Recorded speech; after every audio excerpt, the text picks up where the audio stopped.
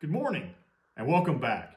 It's Uncle Phil, and you know what time it is. It's time for Uncle Phil's Super Bowl locks. This morning, I've got several picks for the big game today. But first of all, before we get into that, I just want to say thank you. Big thank you to all the people across all social media platforms for the follows, for the subscriptions, for the shares, for the likes, everything. Guys, it's been an outstanding year, probably my best year in the past 4 years, and also won a couple of survivor pools. So all in all, it's been a great year. Hope it has been for you as well.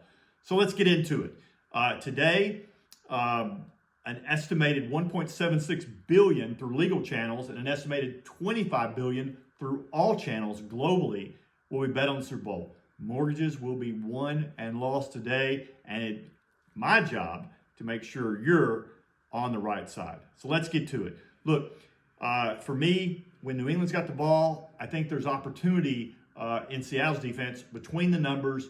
So potentially big day for Hunter Henry, potentially big day for Stephon Diggs.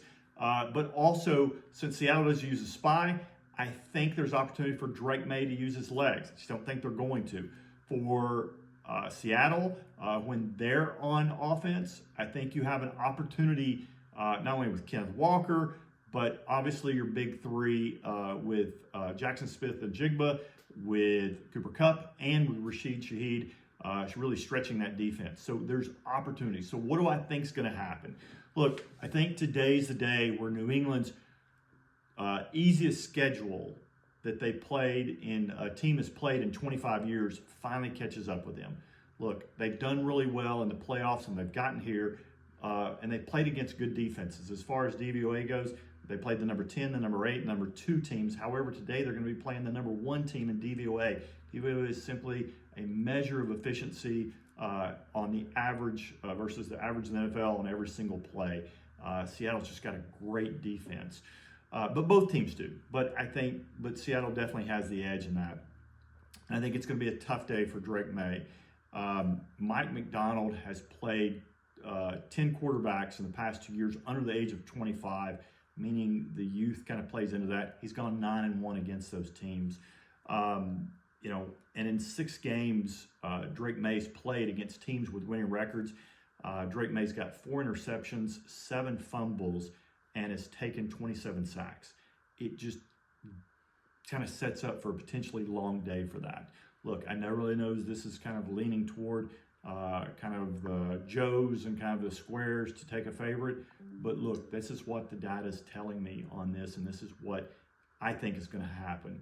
I think Seattle probably jumps out to an early lead. New England gives up some of the earliest, is tied for giving up the most touchdowns on opening drives of any team in the league.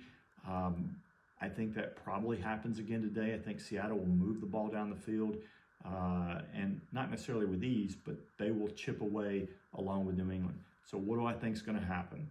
I think what's going to happen is that Seattle wins the game, and I'm going to take the spread -4.5, but I'm also going to take them in the first quarter -0.5, and in the first half -3.5. Also, for the game, I'm going to go under 45.5. Guys, I'm going to have tons more player props, so join me on X at 5 p.m. where I'll be releasing all those player props. Too many to name here, plus my primetime teaser.